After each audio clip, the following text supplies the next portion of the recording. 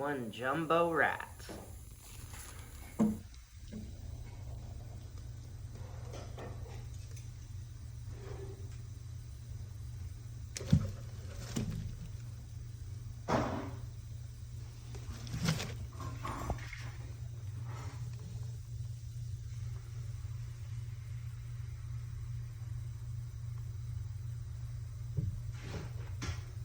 Ball pythons are constrictors. So you see how when she takes it, she wraps it right away?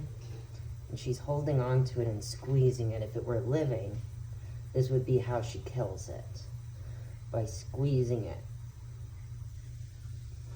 Constrictors, you can generally tell by just their body shape. They're the thick ones, the big boys. They're strong too. When she coils around, you can feel her. She's like a thick ring of muscle. It's so cool. She's strong.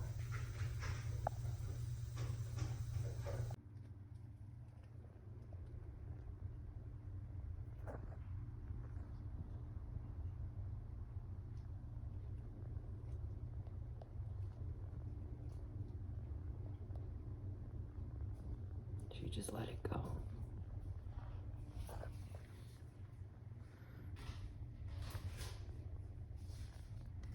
This is the most tricky part. Either she'll give up on it now and leave it, or she'll start again. If she loses interest, I'm gonna have to pick it up and dangle it again to try to get a feeding response out of her again.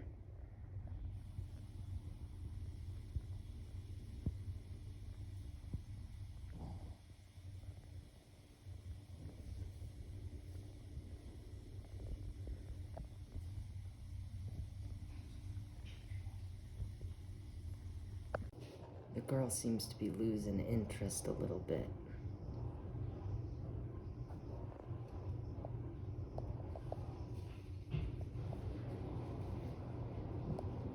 She's still looking at it. She hasn't left it. I'll leave it for her. She'll probably finish it. She looks like she will. Well, I don't know. Now she's leaving it. It's hard to say at this point. Could go either way. See if we can get the hognose to eat while she's thinking about it. Now my experienced snake, nope, still thinking about it. So much for being an experienced eater, huh? She's readjusting. She's pulling it out of the coil. She wasn't grabbing it by the head. She has to get it nose first. But you see, she's grabbing it by one of its elbows. She's not really readjusting her mouth. It looks like she might be, instead of releasing all the way, what they do a lot, and what it looks like she's going to do, is they'll try walking their jaw one way or the other. Since their mandible is only connected by a ligament in the front, they can do that. They can move one half at a time like they're walking.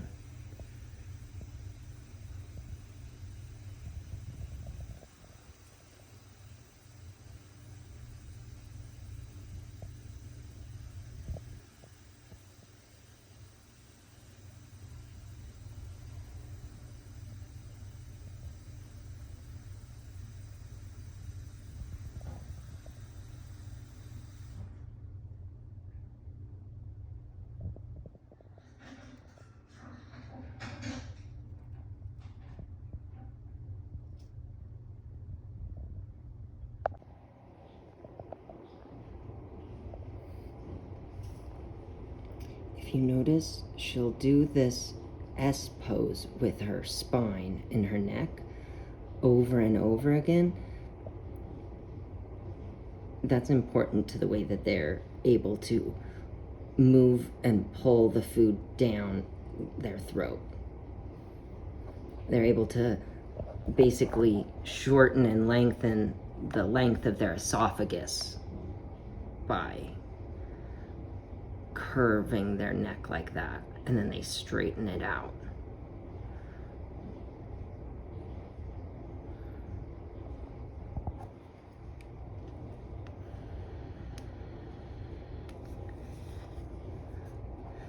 Watching all the work it takes for them to eat makes me really appreciate the work done by the smooth muscles in our digestive tract.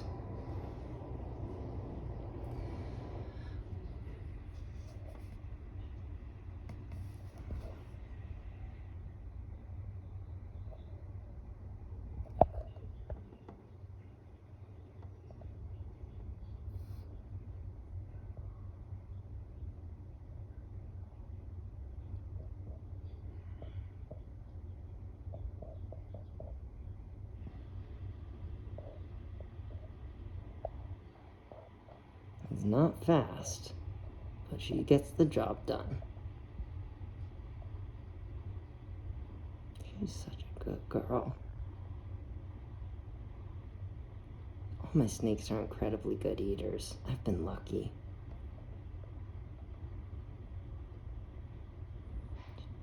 Look at her, she's so pretty.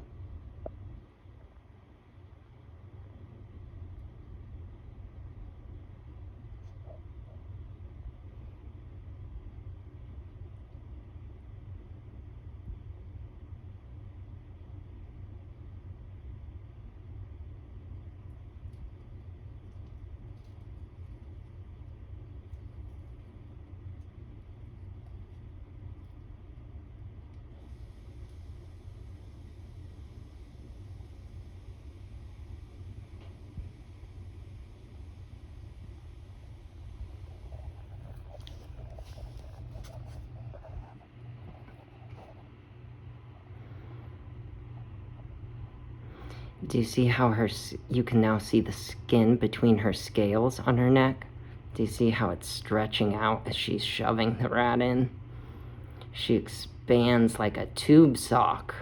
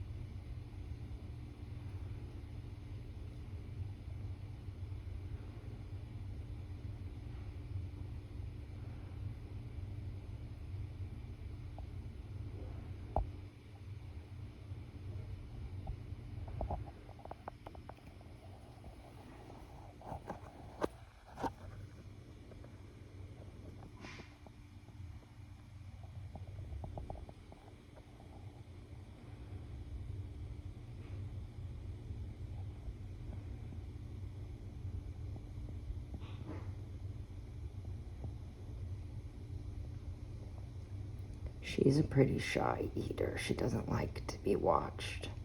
So I'm pretty happy that she's eating with me sitting here. In general, she eats best if once she takes it and wraps it, if I leave her and walk away. But I wanted to show you what it looks like. I'm very proud of her though. She's doing great. Do you see how thick her neck is now? Usually it's by far way thinner than the rest of her body, but now it's basically the same thickness.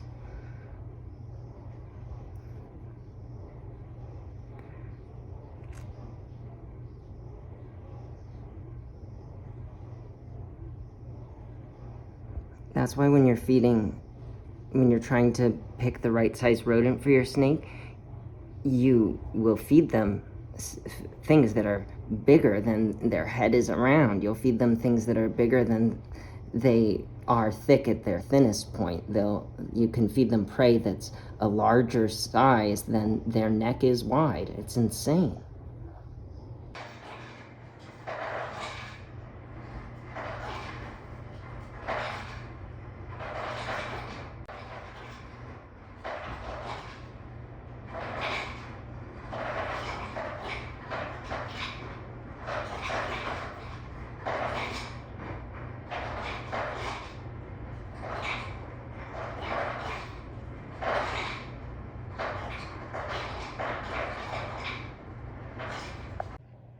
She finished up while I was giving a mouse to the hognose, but this part is always funny. She slurps the tail down like a noodle of spaghetti. Do you see it in there? And then her neck goes back to being so thin now that the rat's not stretching her out.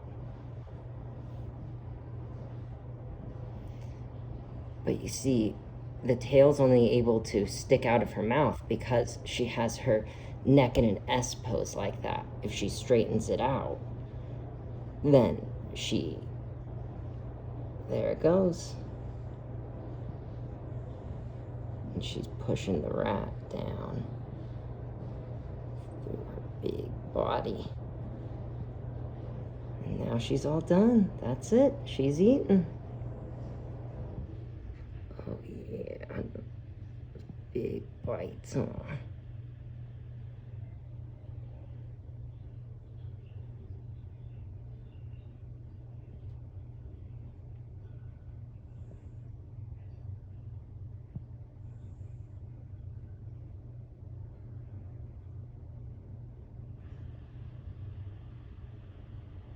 Now she's gonna want some time on her own.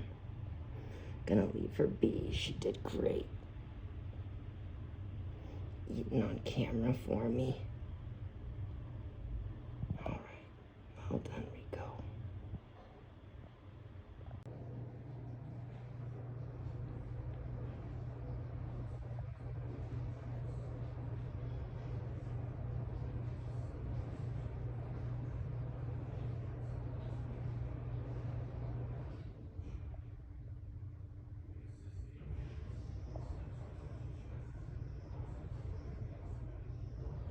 So gross. I got 5 little pinky mice in there.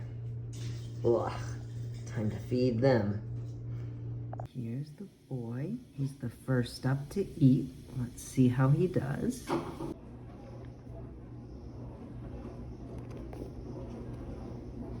know, little boy. I know.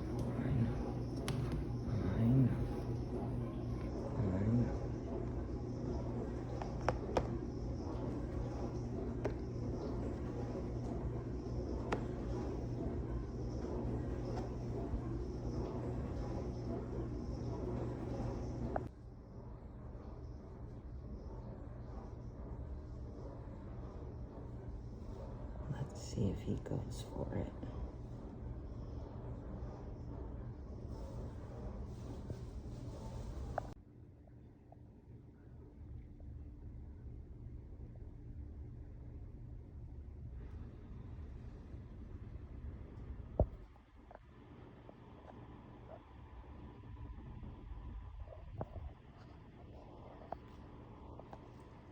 That's the wrong end, dude.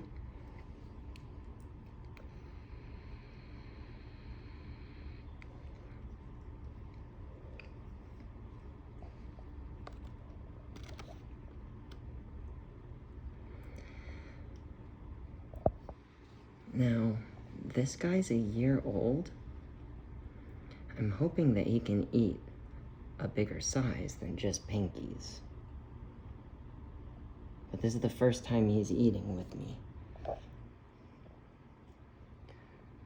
And they told me this is what he was on, so let's see as he puts it in his face if he can do it.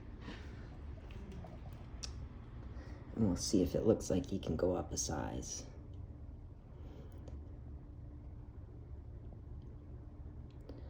A common misconception is that snakes unhinge or dislocate their jaw. They just have a very wide opening jaw, and their jaw, their mandible, is split in half right in where your chin would be. It's separated by a ligament, not bone, connecting it. And so they're able to spread and stretch it apart and walk each half of their jaw individually. Okay, yeah, he was able to handle that way too easy. He can go up, I think. Wow, he did great. What a good eater. Well done, boy. Look at him, sticking his little tongue out. A great boy.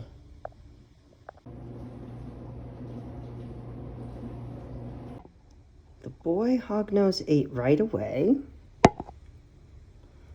The older girl just left hers. Now I just put hers in most recently, and then these two are in there. I'm trying to drop feed them for the first time to see how they do, just to get a good idea.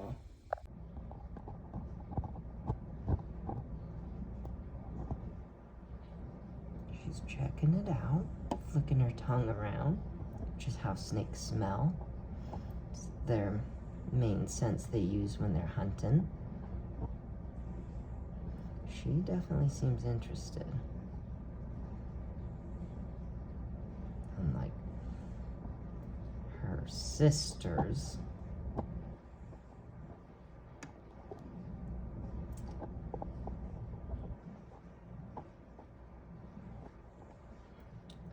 She's an Arctic sable, and she's het albino. She was born just this year. She's a beautiful little hognose girl. She's just a little lady. Not the butt. No. No. Is she gonna be a butt first eater?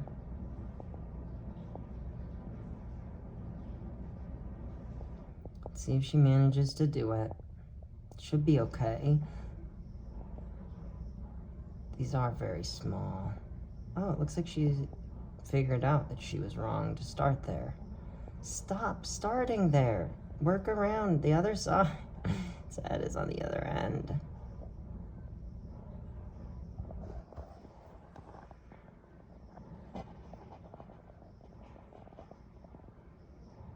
You're gonna push it off the cardboard. It's gonna get dirt all over it.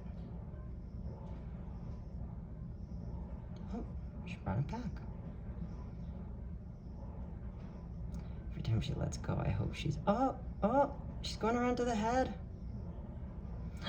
There she goes. There she goes. Now she's got it. Now she's figured it out. To be fair, I mean, it didn't even have its eyes open yet. The head looks pretty similar to the butt. Just don't roast her too hard.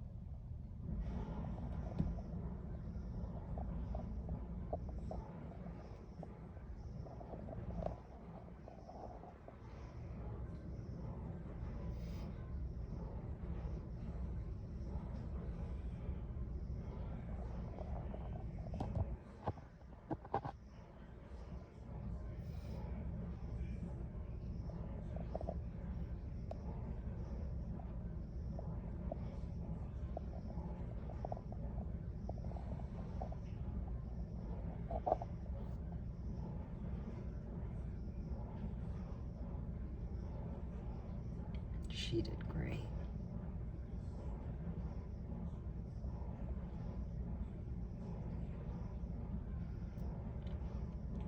She was the moodiest of them by far. She's really settled in. She was hissing constantly anytime she saw me. Now I just opened up, and typically when feeding, snakes are the hissiest. My old hognose, my first one, he never hissed unless he was eating. Then he'd constantly hiss.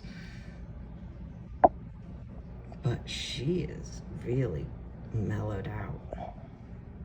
Wow, great going.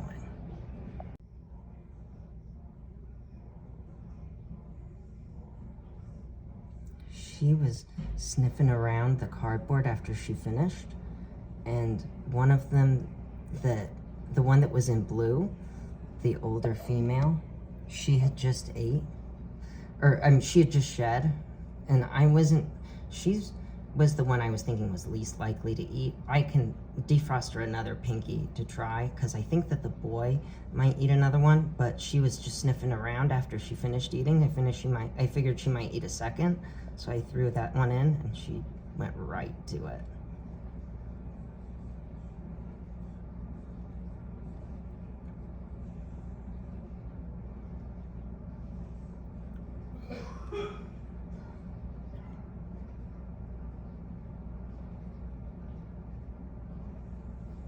She was born just this year.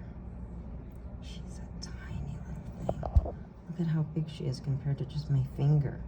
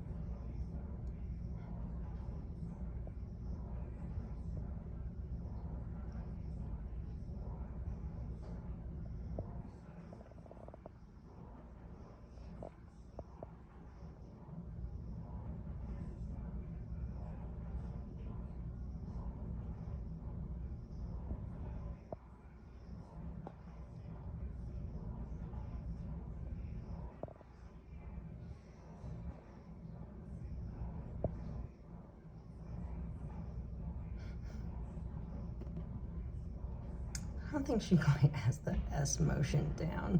She's just dragging it all over.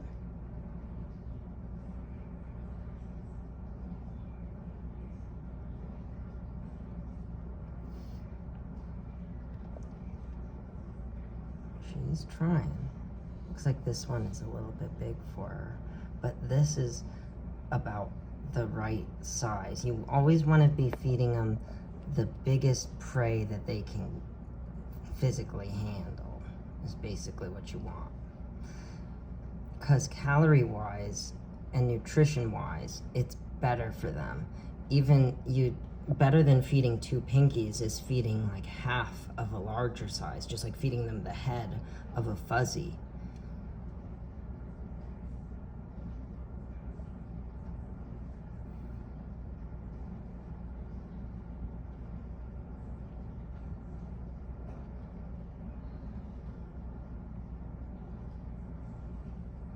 I'm an anxious snake parent, though. I'm always nervous they'll choke.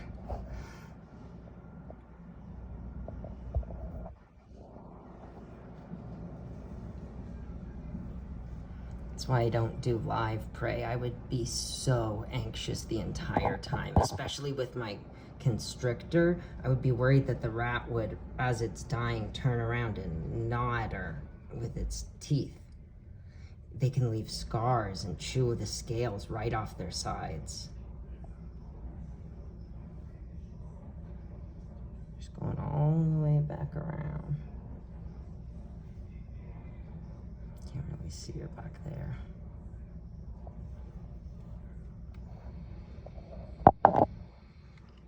This girl's eating in there. Can't really see because of the condensation, but she is, I promise. If she moves at all, you'll be able to see her a lot better. This girl just finished eating.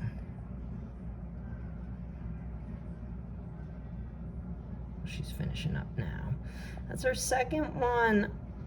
Oh my God, that's so cute. I stole hers because she wasn't doing anything with it, but I can heat up another.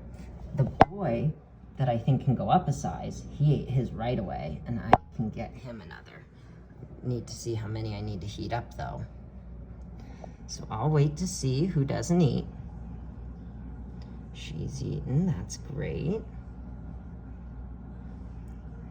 Now, she is a sable, and she's a possible het albino. In general, this is the one that was hissy in the beginning. This is the one that was calm and just had fun. She just likes to dig.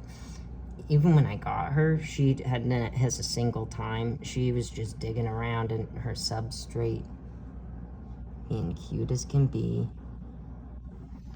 Ew. Something came out of the end of that mouse. I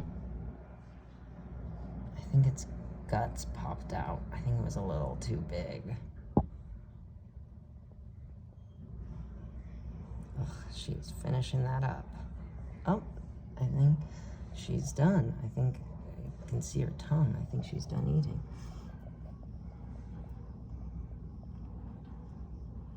Now she just needs to finish up.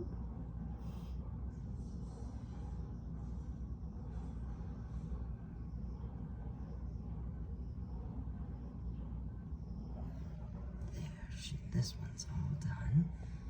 She's getting close.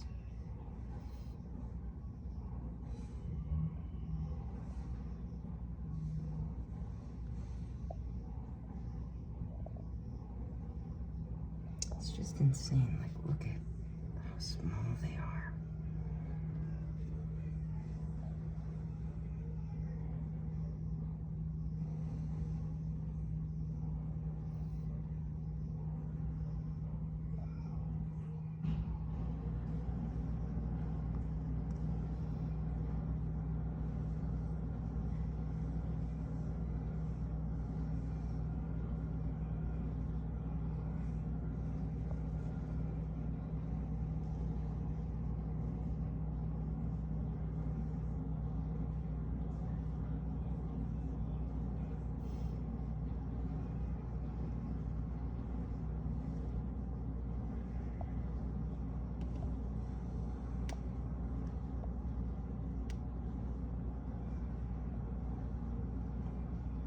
Feeding days are fun with this many snakes. Even if somebody wants to be difficult, you always get some ones that are fun. After she finished eating, she started burrowing. She started burrowing, and she wants some privacy, I guess. She's done with me. All right, looks like she just finished up. Perfect. Now this one, she's just been hiding. She's actually het lavender. Let's see if she'll eat if I give her some time. And the final girl is finally showing some interest.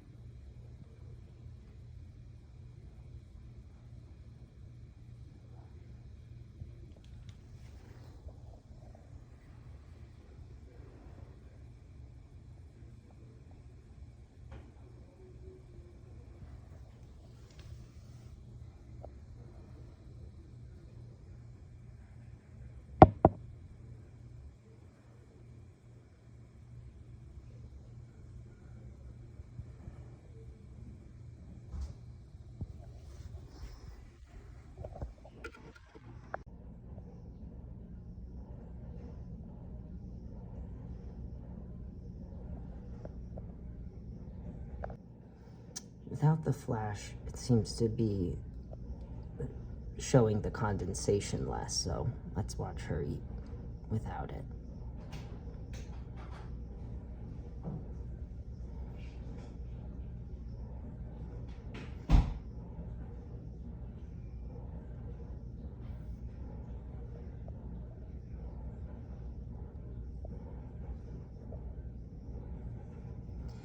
Now, she is just visually a normal hognose.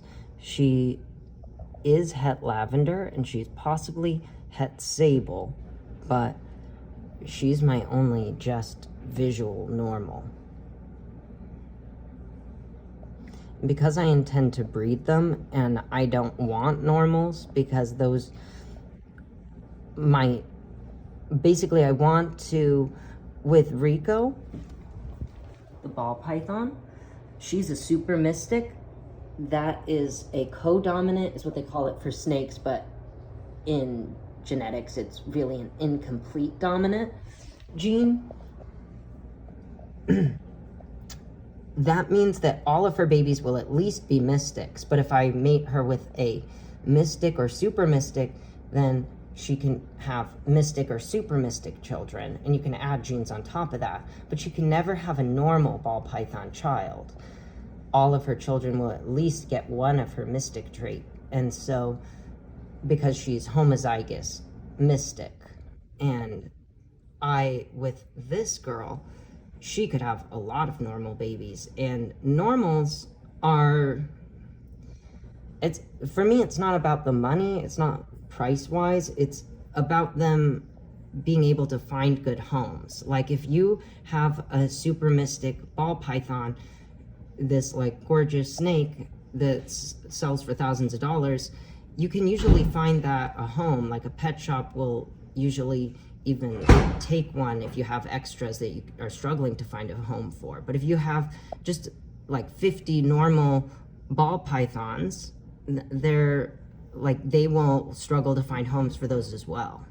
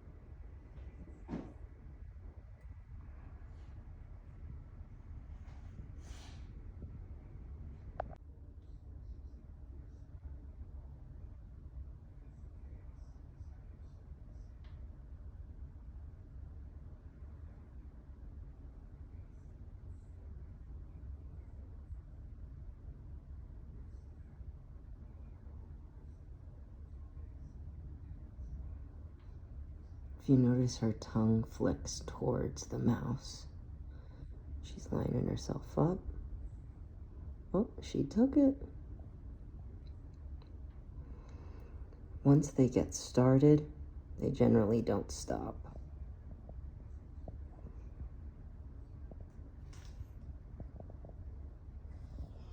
This one is the only one who hasn't eaten yet. She was the one who was in blue, which is what, when I noticed her blue eyes, that's where that comes from, but it means she was about to shed. I waited a couple extra days and she finally did shed, so I was hoping she would eat, but we'll see.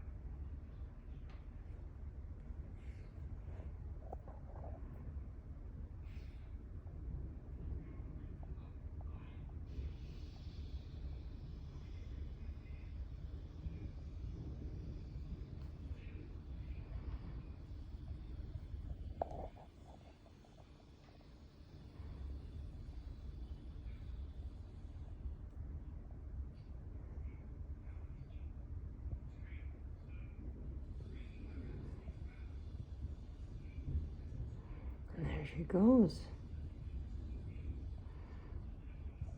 Such a good little girl.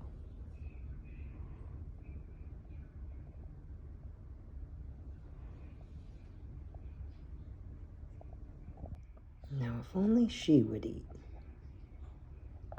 Oh, good, she ate it. Now all of them ate. That makes me so happy. Taking a little break to enjoy the weather. It doesn't rain in Arizona very often. It's fun when it does.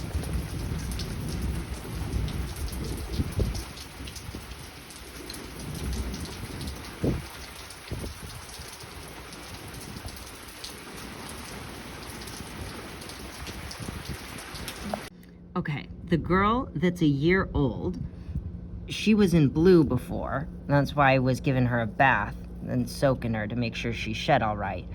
Now, I'm gonna try to uncrumple this and clean it off because it is in one piece. It should be, anyways. I've never had a hognose struggle to shed. They even live in Arizona. They do well in low humidity. Let me see if I can get this apart without breaking it.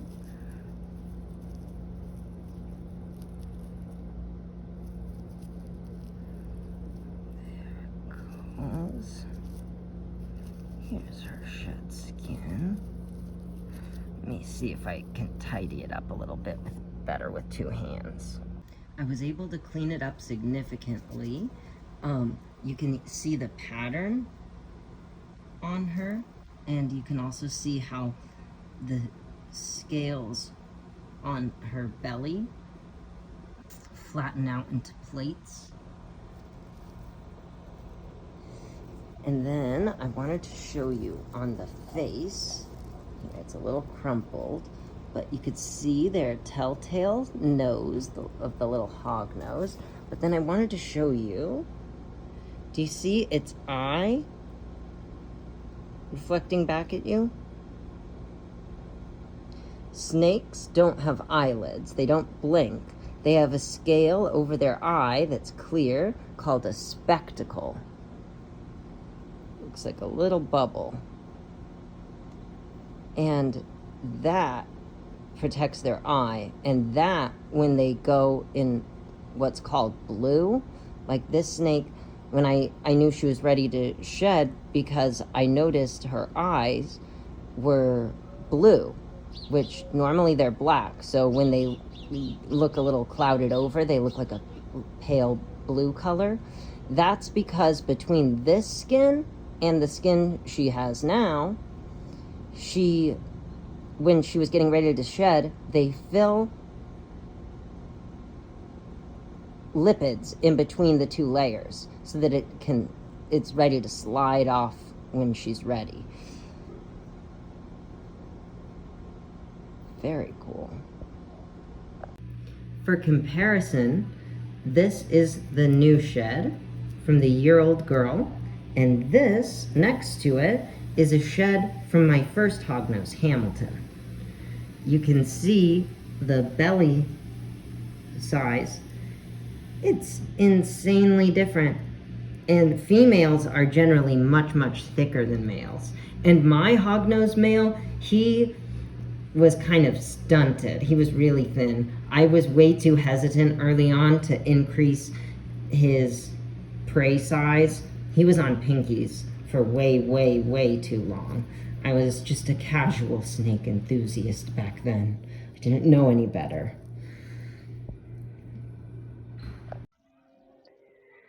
And I can tell just what you want. You don't want to be alone. You don't want to be alone. And I can say it's what you know, but you've known it the whole time. Yeah, you've known it the whole time. I did want to talk a little bit about sex determination in squamates. I because I want to get into breeding squamates. The next one I want to get going on is crested geckos. which are really cool. But the I'm sure that you know in humans, our sex determination is XY and XX, where XX, the homozygous version, is the female. In snakes, they have genetically determined sex determination, and but the homozygous, and they also use a ZW system instead of XY, but the homozygous ZZ is actually male. ZW is um, uh, female. They actually call it homogametic. No, oh well. But then in snakes are, as far as I know, I think all of them are genetically determined, like Homo sapiens are. In lizards, they have a much more diversity in their sex determination systems, and reptiles in general have a lot more. But the most interesting, in my opinion, and the one that I wanted to focus on, was they have temperature determined sex determination, like TSD, I think they call it. Temperature related sex determination, I think is the term. But basically, there's an enzyme that turns androgen into estrogen at a certain temperature or above.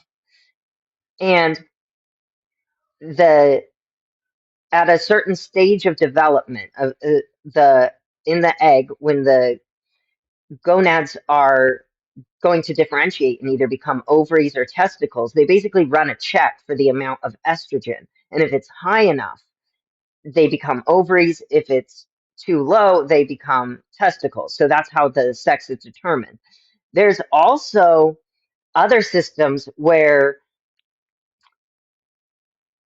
things can change sex throughout their lifetime, like it will start female and become male over time.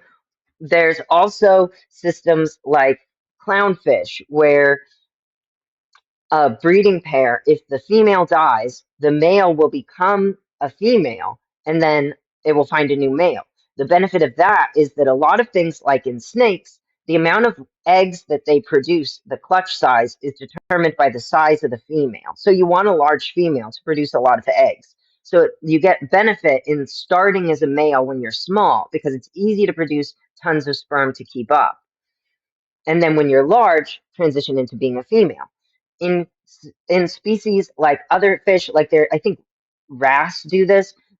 They do it the opposite way, where you start as a female because they have kind of harems of females, and then there's a dominant male that mates with all of them because one male is able to produce enough sperm to fertilize all of their eggs. And so because in terms of parental investment, males invest much less. That's why in snails and slugs and in a lot of hermaphroditic species, they compete to basically be the father. Neither of them want to have to be the mother. That's a large investment to have to lay the eggs. And so but in lizards with temperature determined, basically then you can get males if you incubate under this certain temperature. You can get all females if you incubate above this temperature, and you can get a mix if you go in the middle or right around that temperature. And but I think that's really cool as a breeder. Then you can even get the exact gender that you're wanting. You can get the exact sex that you're looking for. And I just think that it's really cool to have that kind of, and I just love that there's so much diversity in sex determination systems that nature's found. And it's just so cool. There are um, XY and XX sex determination in squamates, but it's pretty rare. I actually didn't even know that. But the lizards, they, and then there's also crocodilians.